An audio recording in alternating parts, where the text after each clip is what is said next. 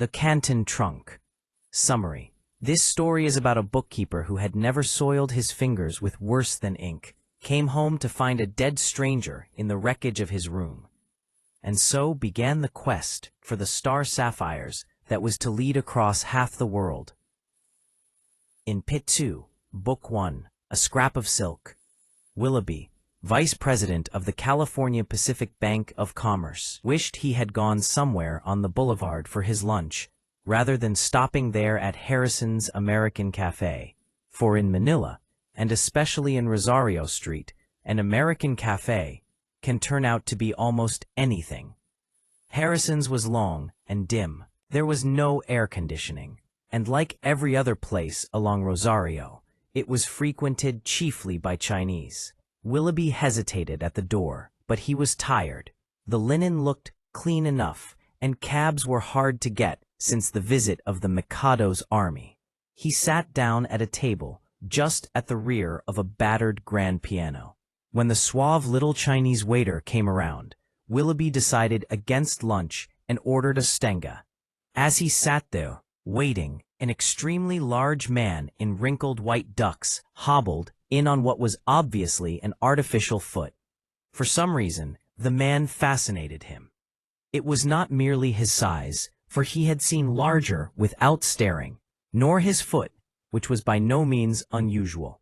There was something else, something in the set of his rather thick lips, the furrows of his fiercely cut face, the intensity of his eyes. Apparently, he was well known at Harrison's, for even the Chinese looked up and were pleased. He hobbled to the piano and sat heavily on the stool. It was then he looked up and met Willoughby's gaze. He bowed slightly. "You have a preference in music, sir." His voice was singular. It had a sonorous quality, a note of culture which did not match his unbrushed appearance. Willoughby cleared his throat. "A preference? Really? I don't know. You are a man of discernment, sir. Forgive me, but one learns to recognize individuals for what they are here in the East." He turned abruptly and stared at the yellowed keys of the piano. His right hand fell solidly, and he commenced playing one of the less frequently heard Chopin etudes. Willoughby was a fairly constant concert-goer, hence, the number was familiar to him. But it seemed startlingly out of place here, its notes mingling with the hum of electric fans, the tinkle of dishes, the ebb and flow of the cackling Chinese language.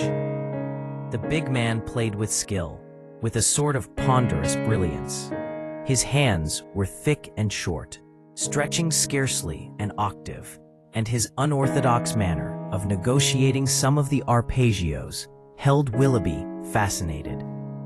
He ended the etude incongruously with a series of thunderous chords from a Beethoven concerto. Then he stood and hobbled over to Willoughby's table. "Your hospitality, sir," he bowed. "I assure you." He bowed again. Willoughby was helpless to do other than gesture him to be seated. The chair creaked beneath his weight. "We Americans must stick together, you know," the big man said. "These Orientals, they all despise us. Like the Athenians despised the conquerors from Rome. They bow to our strength, they accept our endowment, but theirs is the ancient culture, and they despise us for the barbarians we are." The Chinese waiter came up suave and smiling.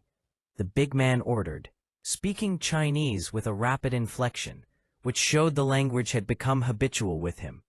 He turned back to Willoughby. "Order in English and you're likely to get anything. But forgive me." He stood, clomping his artificial foot on the floor. "My name, Macquarie.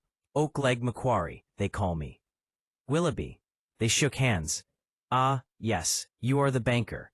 Forgive me, I overheard the Chinese at the next table. You are inspecting the assets of the Hong Gim Forwarding and Sight Draft Company. Little enough left of those assets, I'll wager." Willoughby smiled ruefully. Hong Gim had been secured chiefly in the Osaka Specie Bank, whose assets had sunk away like rain in sand. Macquarie nodded. "Ah, the fortunes that have gone. Melted away. vanished without a trace, leaving behind only those futile rows of figures in the ledger. But those paper fortunes are not the only ones. There have been others, fortunes in native metal, in gems, in jade. Buried as the conqueror swept down from the north, placed in casks beneath the earth, sunk in wells, in the muck of rivers, beneath floors, and they who hid them, where have they gone? Scattered, sire, like oak leaves before the autumn winds of our native America. Dead of bullets, of dysentery, gone mad in prison. But should they return, what do they find? Houses, landmarks, in rubble. So they search for years, for a lifetime. Macquarie leaned across the table, his eyes intense. And I, sire, could tell you of such a fortune, or the secret of a fortune, concealed in the bottom of a little Canton trunk in the Siamese city of, but forgive me, I must not divulge the name. He stopped abruptly and lifted the drink the Chinese had placed before him. Your health, and he drained it.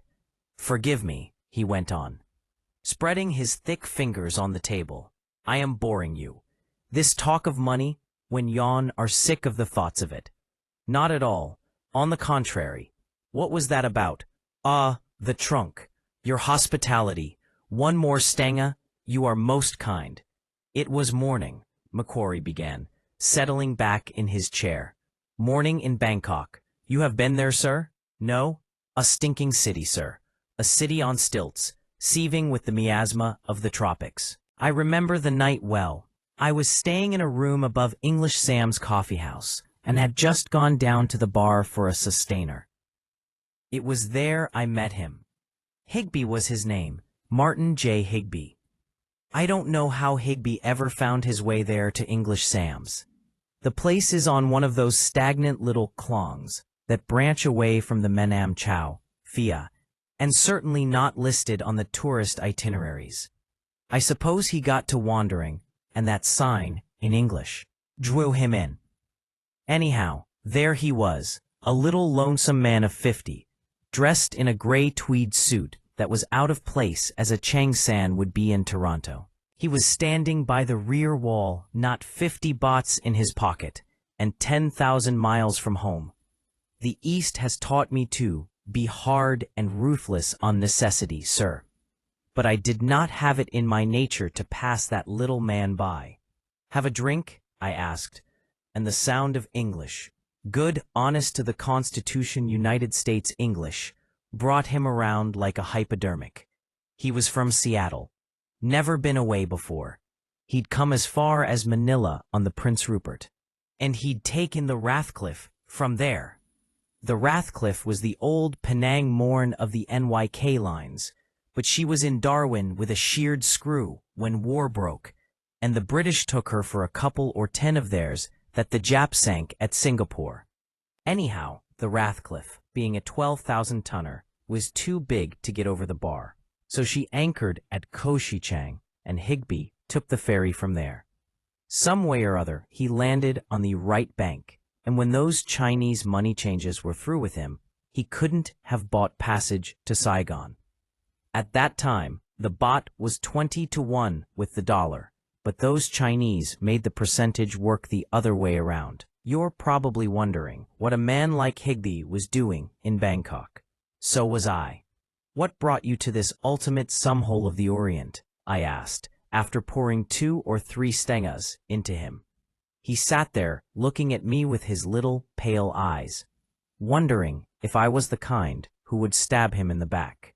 He evidently decided in my favor, for he fumbled through his wallet and laid a bronze key on the table. This, he said, and this.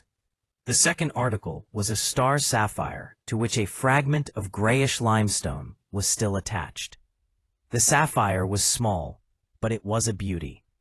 Even there, in the poor light, its star was spectacular and perfect. Just like the cross on the moon when you see it through a winter's mist. Allow me to tell his story in my own manner, sir. I am a writer of sorts, and his tale is worthy of the novelist's style. It was winter, Seattle winter, with rain and fog, which seems colder than the Arctic. Night. The steep hill street up from the Sound was slick from a coating of sleet. The employees' entrance of Curry and Lambertson, wholesale druggists, creaked on its frost-constricted hinges, and a little man stepped outside, buttoning his overcoat. The man was Mr. Higbee. He walked swiftly to the Chelsea house, where his bachelor's quarters were located. The Chelsea is one of those red-brick, by-the-month hotels over near the Smith Building. It felt good to get inside. It was warm there, with the friendly smell of hamburgers, and those other things that shopgirls like to cook for late supper snacks. He climbed the dim stairway and walked down a long hall lit by a single peanut bulb, his steps dragging in trifle after a hard day. He stopped at his room, fitted a key in the lock. The key wouldn't turn. After a few tries, he learned the reason. The door was not locked. It sent a shock through him. He was positive he had locked the room. He swung the door open cautiously. It was dark, but instinct told him something was wrong.